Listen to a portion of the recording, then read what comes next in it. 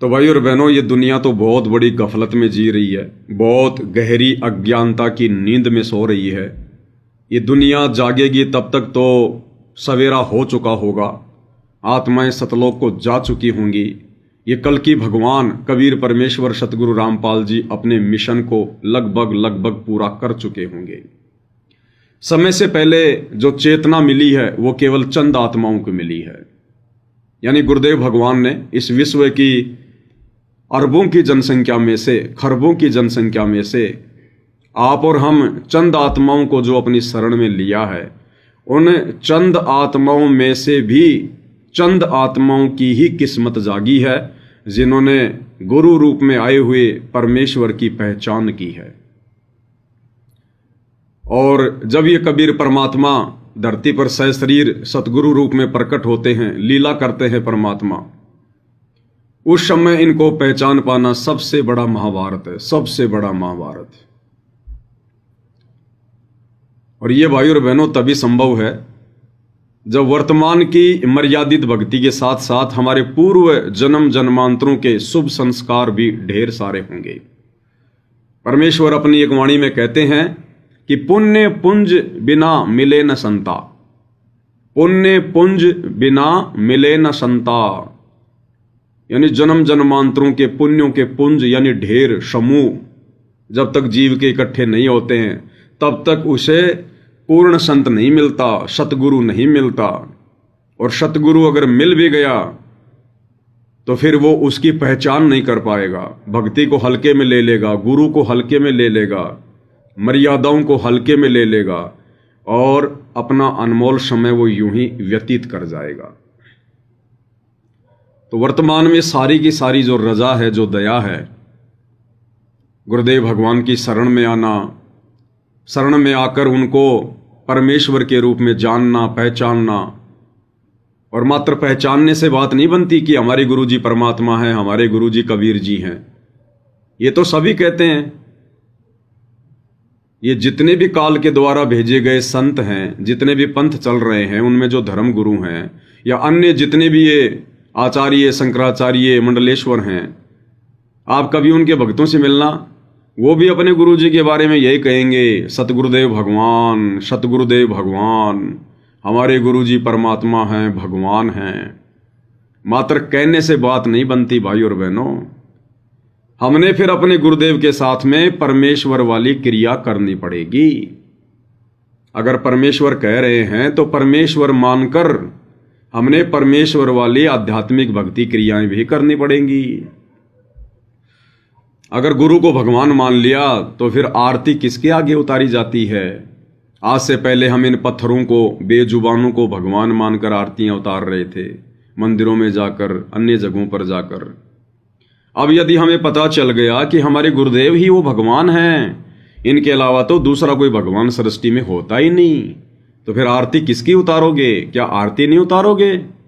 और गुरुदेव ने अपना आदेश भी दे दिया है संध्या आरती की शुरुआत में, पहली आरती हरि दरबारे, तेज पुंज जहां प्राण उधारे, पांति पंच पोहप कर पूजा, देव निरंजन और न दूजा।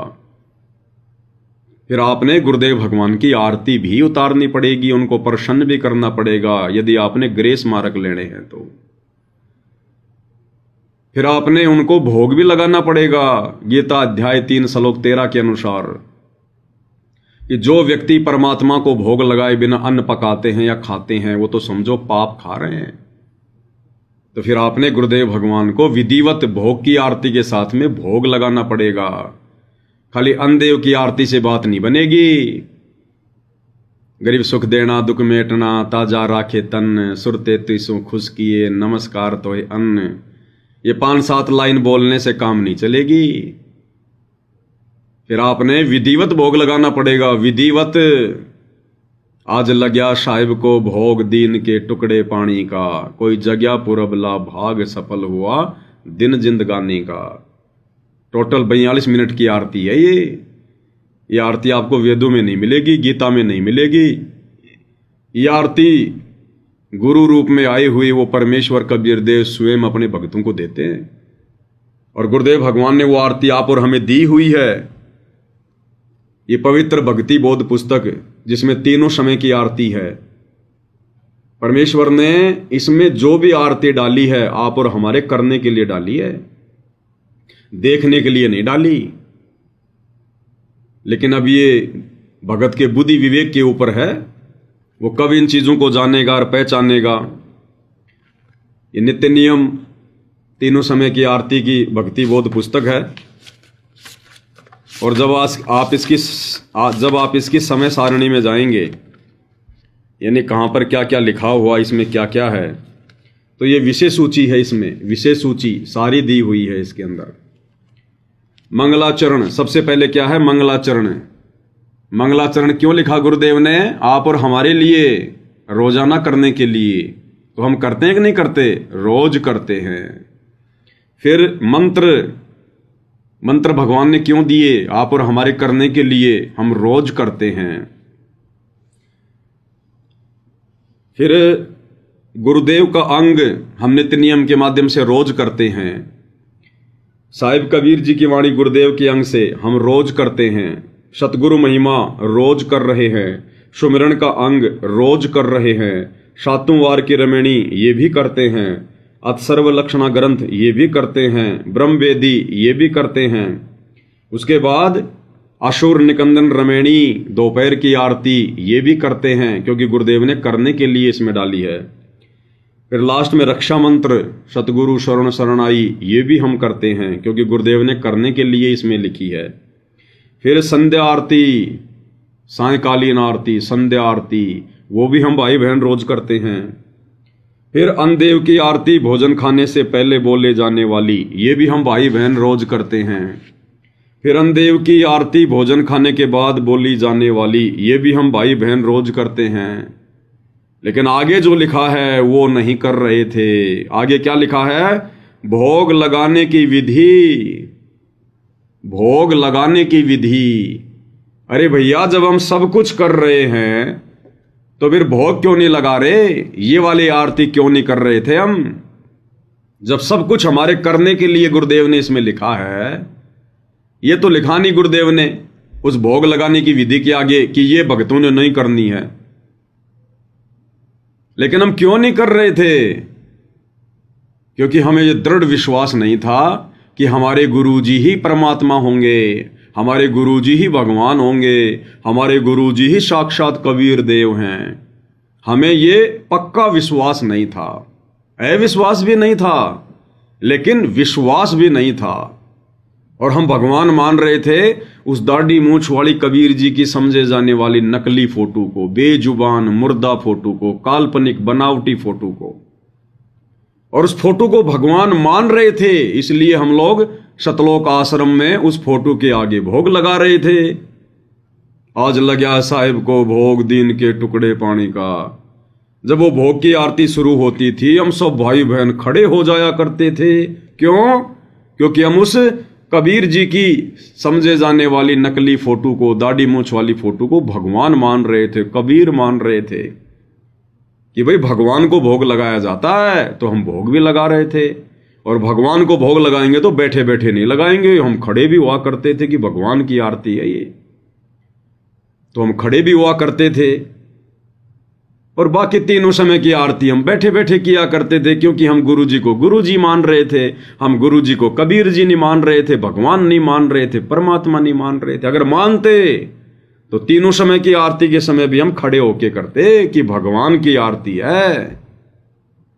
जब पहले हम इन पत्थरों के आगे मंदिरों में खड़े हो के आरती किया करते थे, तो आज तो हमें गुरु रूप में साक्षात परमात्मा मिल गए, सत्यनारायण मिल गया।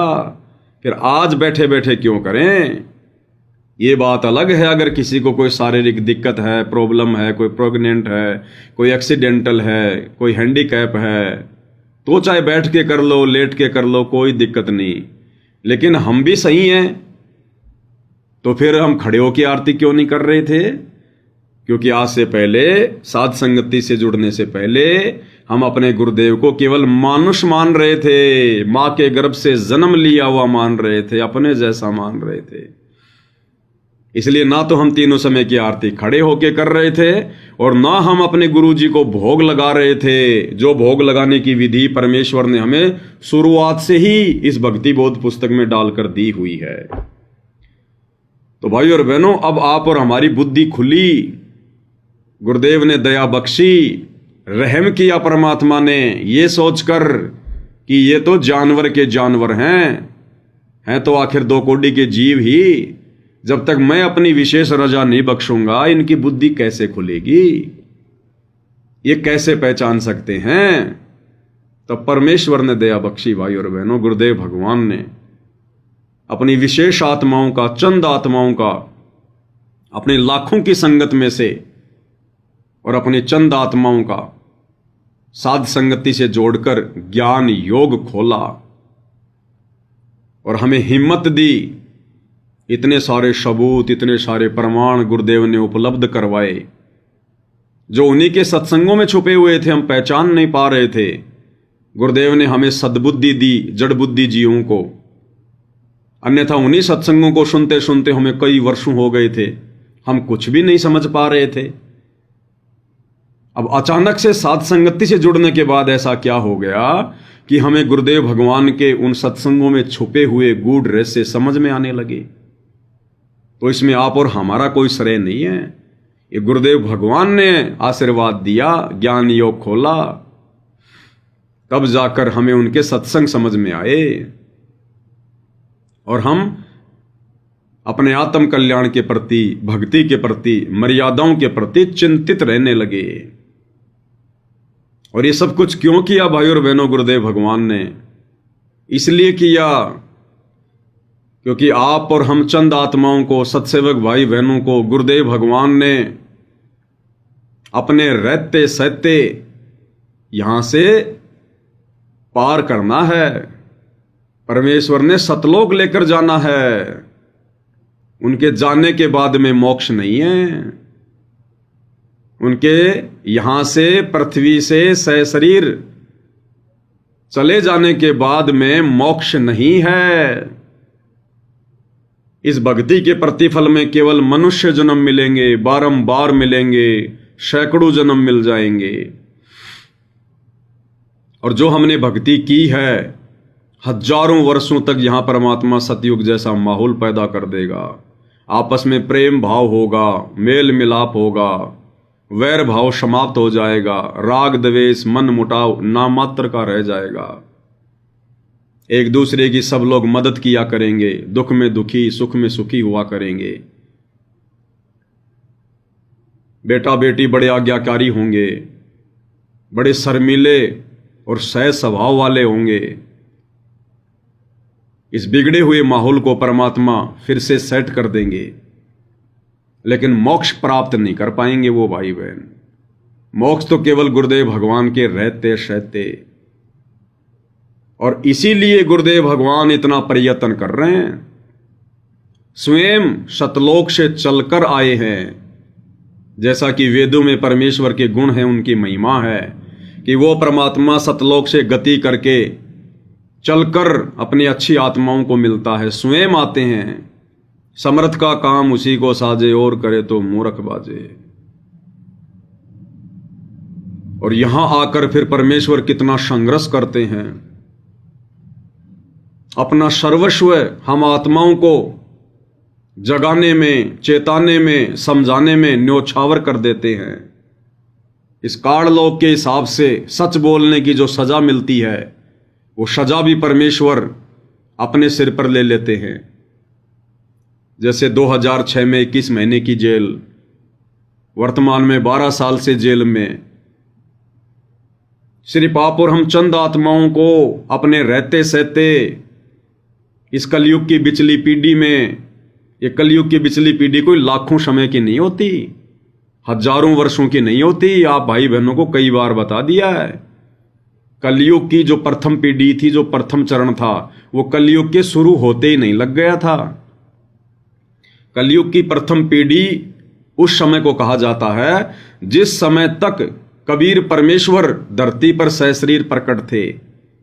यानी सन 1398 में लहरतरा तालाब पर कमल के फूल पर जब परमेश्वर शिशु रूप में प्रकट हुए, उस दिन से लेकर और जिस दिन वो मगर से सशरीर अपनी लीला पूरी करके गए 1518, केवल वो अंतिम दिन था कलयुग की प्रथम पीढ़ी का। यानी 120 वर्ष परमेश्वर सशरीर रहे लीलामय जीवन में। वो 120 वर्ष का समय ही प्रथम का इस कलयुग का प्रथम चरण था, प्रथम पीढ़ी थी। उसके बाद समाप्त हो गया था। अब ये कलयुग की दूसरी पीढ़ी शुरू हो चुकी है, दूसरा चरण शुरू हो चुका है। कब से कब तक? 8 सितंबर 1951 को वही कबीर परमेश्वर फिर से सतगुरु रामपाल जी के रूप में आए। सतगुरु दिल्ली मंडल आईसी, सूती धरनी सूम जगाईसी।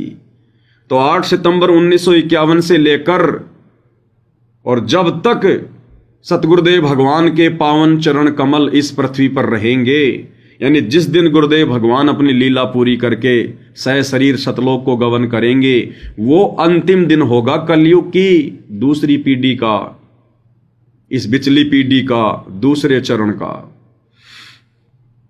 और तीसरा चरण फिर परमात्मा ने बताया, फिर वो लाखों वर्षों बाद में आएगा, लाखों वर्ष बाद, जब जीव बिल्कुल कृतघ्नी हो जाएगा। वो लास्ट का चरण होगा। यानी कलयुग का तीसरा चरण गुरुदेव के सतलोक जाते ही नहीं लग जाएगा, लाखों साल बाद। इसलिए भाइयों और बहनों, ये इतना यत्न, ये प्रयत्न, ये संघर्ष सब कुछ किया जा रहा है सिर्फ आप और हम आत्माओं को यहां से सतलोक ले चलने के लिए। क्योंकि गुरुदेव को पता है कि जब मैं ही चला जाऊंगा तो फिर रह क्या जाएगा, फिर बच क्या जाएगा। हमें क्या बताया गुरुदेव ने? कबीर निर्गुण सरगुण एक है, दूजा ब्रह्म विकार, और निर्गुण साहिब आप हैं, सरगुण संत विचार।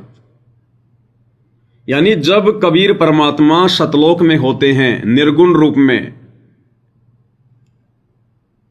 तो आप और हमें, जो हम सतलोक से बाहर होते हैं, जितने भी प्राणी, चाहे वो अक्षर पुरुष के लोक के प्राणी हो या चाहे किस ब्रह्मांड के आप और हम प्राणी हो, जब ये परमात्मा निर्गुण रूप में सतलोक में बैठा होता है, तो केवल आप और हम प्राणियों को वही मिलता है जो हमारे भाग्य में होता है, जो संस्कार में होता है। उससे ज्यादा परमात्मा कुछ नहीं देता और ना किसी को कुछ मिल सकता, फिक्स होता है। और जब वही कबीर परमात्मा संत रूप में धरती पर प्रकट होता है, सतगुरु रूप में, तत्वदर्शी संत के रूप में, उस अवस्था को सरगुण अवस्था कहा जाता है। और जब ये परमात्मा सरगुण अवस्था में आता है, संत रूप में आता है, सतगुरु रूप में आता है, तो जीवों को भाग्य से अधिक भी देता है, भाग्य से अधिक। जैसे आप और हम भगत भाई बहनों के भाग्य में सुख नहीं थे, हम किस रास्ते पर चल रहे थे आप और हमें भली भांति पता है। और अगर हमें गुरुदेव भगवान अब तक ना मिलते तो आप और हमारा तो 9-2-11 हो चुका होता, या तो कुकर्मों के चलते जेल में सड़ रहे होते, या फिर अब तक हमारी टिकट कट चुकी होती। लेकिन सरगुण अवस्था में कबीर परमेश्वर संत रूप में आए, सतगुरु रूप में आए, सतगुरु रामपाल जी के रूप में आए, और आप और हमें भाग्य से अधिक दिया, हमें अपनी शरण में लिया। ना जाने हम कौन से ब्रह्मांड में पड़े थे, राजा महाराजा बन के, या कहां पड़े हुए थे। वहां से परमात्मा ने हमारा शरीर छुटवाया और पृथ्वी पर मनुष्य शरीर दिया, क्योंकि मोक्ष केवल इस पृथ्वी पर ही हो सकता है, मनुष्य योनि में। और जब कल को सतगुरुदेव भगवान वापस सतलोक चले जाएंगे, जब उनका ये जो सरगुण रूप है ये नष्ट हो जाएगा, फिर वापस परमात्मा सतलोक के सिंहासन पर बैठेंगे, वो उनका निर्गुण रूप होगा, निर्गुण अवस्था होगी। बताओ, जब परमात्मा वापस सतलोक चले जाएंगे, निर्गुण अवस्था में आ जाएंगे, फिर आप और हमें क्या मिलेगा यहां पर? फिर हमें भाग्य से अधिक कौन देगा? फिर हमें मोक्ष कौन देगा? नहीं दे सकते फिर, क्योंकि फिर हमें वही मिलेगा जो फिर हमारे भाग्य में परमात्मा लिख कर चले जाएंगे। मोक्ष के लिए परमात्मा को स्वयं पृथ्वी पर आना पड़ता है, स्वयं धरती पर आना पड़ता है। इसलिए भाइयों और बहनों, गुरुदेव भगवान सन 1994 से ये अथक प्रयत्न कर रहे हैं। उन्होंने दिन देखा ना रात देखी, रात को कभी 2 बजे सोए, कभी 3 बजे सोए। और हमने तो कभी गुरुदेव भगवान को, जब सतलोक आश्रम बरवाड़ा में जाते थे, हमने तो कभी परमेश्वर को निंद्रा में देखा ही नहीं। क्या रूटीन होता था जब हम 3 दिन रुका करते थे वहां पर सत्संग के लिए। हम लोग जाया करते थे, शाम को 6 बजे जयपुर से गाड़ी चलती है हिसार के लिए, सुबह 4:30 बजे हिसार पहुंचा देती। हिसार से हम लोग जाते बसों में बैठकर या ट्रेन में बैठकर बरवाला रेलवे स्टेशन पर परमात्मा ने बसों की व्यवस्था की हुई थी। बस में बैठ जाते थे, बस चलते ही मंगलाचरण शुरू कर देते थे। मंगलाचरण खत्म होता इतने में सतलोक आश्रम बरवाड़ा आ जाता, क्योंकि बरवाड़ा रेलवे स्टेशन से 3-4 किलोमीटर है। जाते थे, हाथ मुंह धोया करते थे, दंडवत किया करते थे, नाश्ता पानी किया करते थे, चाय वाय पिया करते थे। 24 घंटे वहां पर भोजन की व्यवस्था थी, कभी भी किसी भी समय भोजन खाइए। जिस समय तीनों समय की आरती होती थी उस समय भोजन भंडारा परमात्मा बंद करवा दिया करते थे, बाकी हर समय वहां पर भोजन की व्यवस्था होती थी। तो हम क्या देखा करते थे, हम सुबह पहुंचे, थोड़ा देर सो लिया करते थे 2-3 घंटे, फिर 11 बजे भोग लगता था। गुरुदेव भगवान भोग लगाया करते थे। भोग लगने के बाद फिर गुरुदेव सत्संग करने बैठ जाया करते थे, और कभी 2.5 घंटे, कभी 3 घंटे, कभी 3.5 घंटे गुरुदेव भगवान सामने बैठकर प्रत्यक्ष सत्संग किया करते थे सतलोक आश्रम बरवाड़ा में। लगभग 1 या 1:30 बजे तक सत्संग चलता था, 2 बज जाते थे, और जैसे ही गुरुदेव भगवान सत्संग से फ्री होते थे हम लोग आराम करने लग जाते थे या आपस में कोई बातचीत करने लग जाया करते थे। ज्ञान की कोई विशेष चर्चा नहीं होती थी, क्योंकि उस समय आत्माएं ये साध संगति इन सब चीजों से अपरिचित थी, किसी को पता ही नहीं साध संगति क्या होती है। हाँ, आपस की बातचीत कर लिया करते थे, भगत जी तुम कहां से आए हो, कैसे आए हो, हैं, कोई रिश्तेदारियों की बात कर लेते थे, लेकिन ये परमात्मा वाली चर्चा बहुत ही कम चला करती थी, बहुत ही कम। फिर शाम को 4 बजे अनाउंसमेंट होता था कि जिन जिन आत्माओं को सतगुरुदेव जी के दर्शन करने हैं वो कृपया लाइन लगा लें। तो दौड़ दौड़ के हम लोग लाइन में लग जाया करते थे, सांप की तरह लंबी लाइन लग जाती थी। फिर गुरुदेव भगवान आते थे सत्संग आशीर्वाद देने के लिए, और परमात्मा क्या करते थे, देखो भाई और बहनों, आज तक हमने जितने भी ये नकली धर्मगुरु देखे हैं ये बैठे बैठे आशीर्वाद दिया करते हैं, बैठे बैठे एक जगह बैठ जाएंगे ये राजा बाबू बनके, और भगत बेचारे आएंगे जाएंगे, आएंगे जाएंगे, धो खाते रहेंगे। और गुरुदेव भगवान क्या करते थे, परमात्मा ने लगभग कम से कम 70 या 80 मीटर लंबा, जैसे एक दीवार होती है ना, यूं दीवार होती है यूं, लगभग 70-80 मीटर लंबी परमात्मा ने दीवार बनवा रखी थी, और उसको 2 भागों में बांट रखा था। एक तरफ तो माता बहनें हो जाती थी खड़ी उस दीवार के यूं हाथ लगा के, और दीवार की ऊंचाई लगभग 3.5 फीट, ताकि आराम से भगत अपने हाथ वगैरह टेक सके। देखो कितनी चिंता गुरुदेव भगवान को। और उस दीवार के ऊपर भी परमात्मा ने फोम लगवा दिए, फोम, ताकि मेरे बच्चों के हाथों को ज्यादा कोई कष्ट ना हो, कोई दिक्कत ना हो, दुखी ना हो ये आत्माएं। और हम लोग यूं खड़े हो जाया करते थे हाथ टेक के। और गुरुदेव भगवान क्या करते थे, भगत भाइयों की तरफ से सबसे पहले लास्ट में जाते थे गुरुदेव भगवान। हम भगत तो खड़े हैं और भगवान हमारे को आशीर्वाद देने के लिए चल रहे हैं।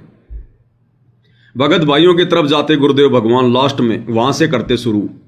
भगत सब यूं खड़े हैं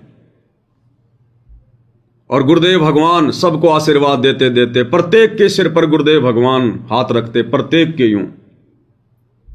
फिर माता बहनों की तरफ जाते गुरुदेव, फिर वापस आते गुरुदेव भगवान उधर से। तो कम से कम भाई और बहनों 2 घंटे ऐसा चलता, यानी 2 घंटे तक गुरुदेव भगवान आप और हम नीचों को खुद चल चल के आशीर्वाद दिया करते थे, चल चल के। और 2 घंटे हाथ यूं ही रहता था गुरुदेव का, यूं ही। आप और हम जरा 1 घंटे तो यूं करके दिखा दें, नसें तन जाएंगी।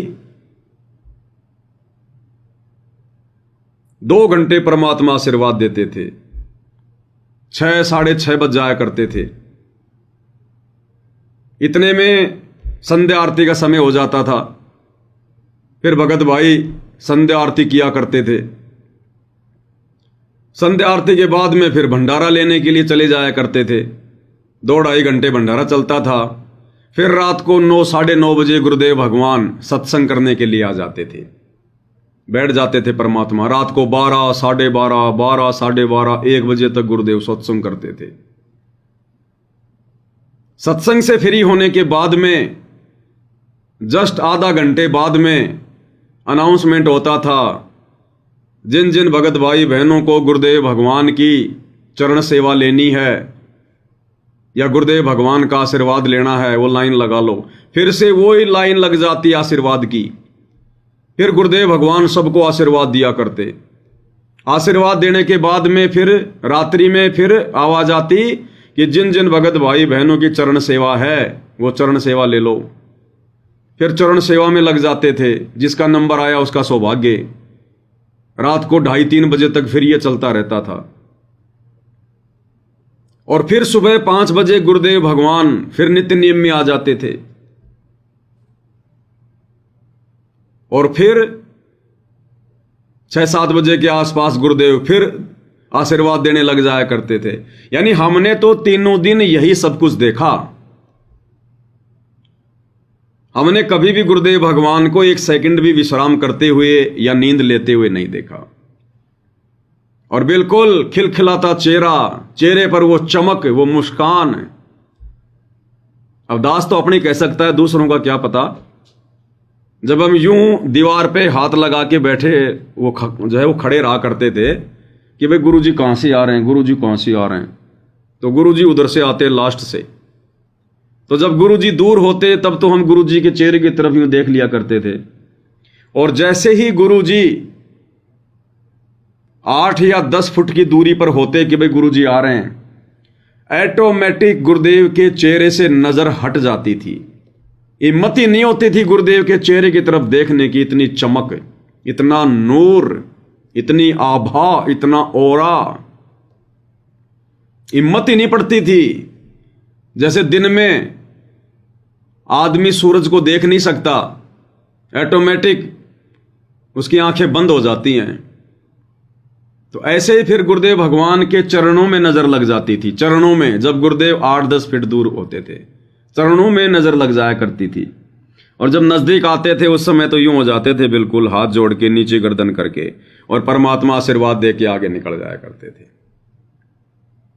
तो हमने कभी भी गुरुदेव भगवान को विश्राम करते हुए नहीं देखा, क्योंकि ये भगवान विश्राम करने आता ही नहीं भाई और बहनों।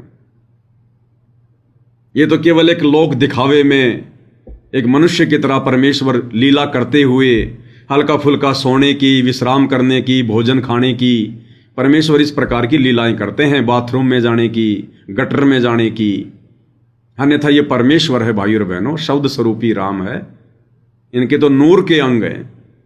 इनके शरीर में आप और हमारी तरह ये हाड़, चाम, मांस, थूक, लार, टट्टी, पेशाब, ये गंध नहीं भरी है, ये कबाड़ नहीं है।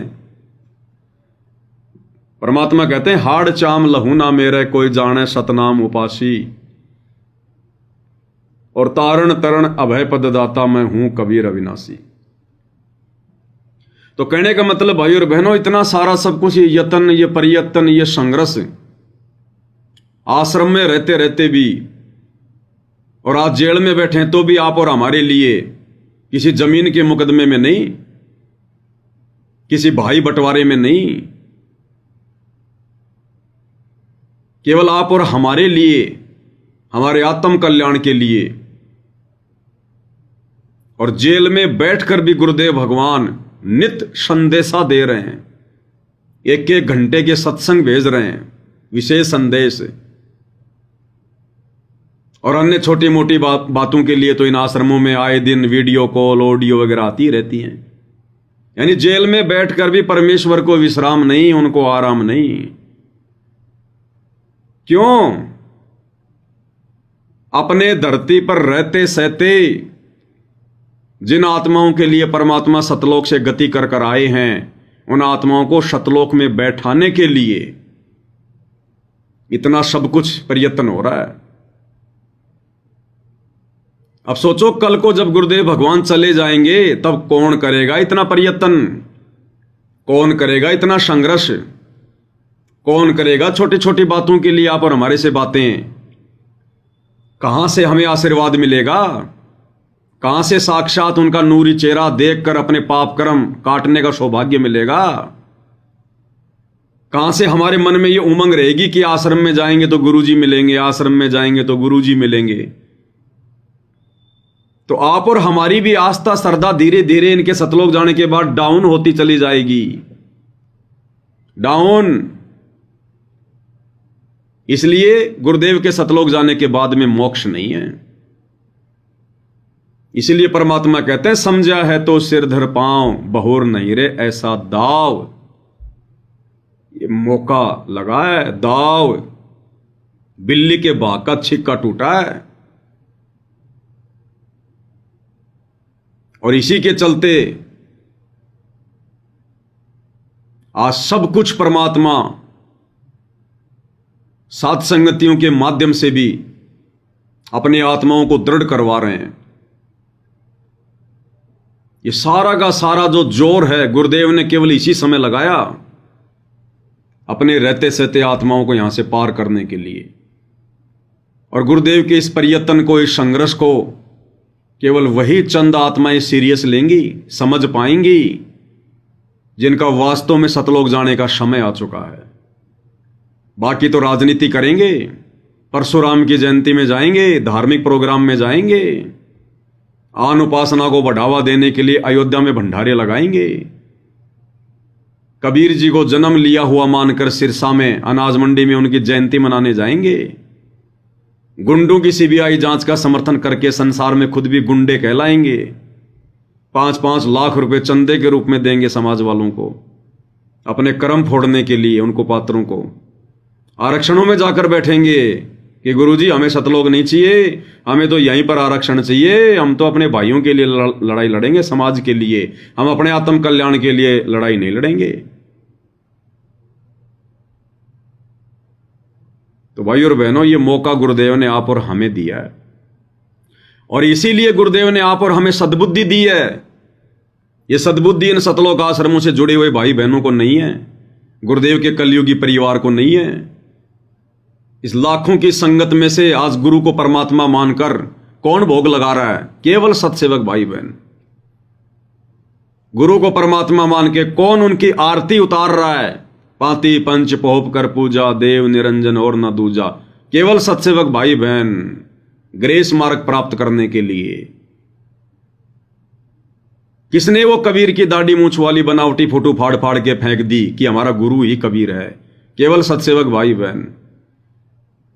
किन आत्माओं ने अपने गुरुदेव के अलावा किसी और का जयकारा लगाना बंद कर दिया, किसी और को दंडोत करना बंद कर दिया? केवल सत्सेवक भाई बहन। तो ये मेहर नहीं तो और क्या है? ये प्रत्यक्ष चमत्कार नहीं तो और क्या है? इसी को कहते हैं ज्ञान योग खोलना। गुरु ने समान रूप से ज्ञान दिया लाखों को, किसी को अलग से कोई ट्यूशन नहीं दिया, कोई कोचिंग नहीं दी। और उन लाखों में जो उनके चरणों में पड़े रहा करते थे 24 घंटे, उनकी भी बुद्धि बंद है। और जिन्होंने अभी तक अपने गुरु के दर्शन भी नहीं किए साक्षात, उनकी सलोनी सूरत भी नहीं देखी, 2014 के बाद में उपदेश ले रहे हैं या फिर संकल्प ले रहे हैं, वो आत्माएं 24 घंटे गुरुदेव के चरणों में पड़े रहने वाले, 20-20 साल से भक्ति करने वाले उन भगत भाई बहनों से भी ज्यादा जागरूक हो गई, आत्म कल्याण के लिए चिंतित बैठी हैं, गुरु को परमात्मा मान लिया। ये इसी को कहते हैं दिव्य दृष्टि खोलना, ज्ञान योग खोलना। गरीब ऐसा सतगुरु हम मिला, ज्ञान योग दिया खोल। और दूसरी तरफ ये आश्रम वाले माया का रस पिया कर हो गए डामा डोल।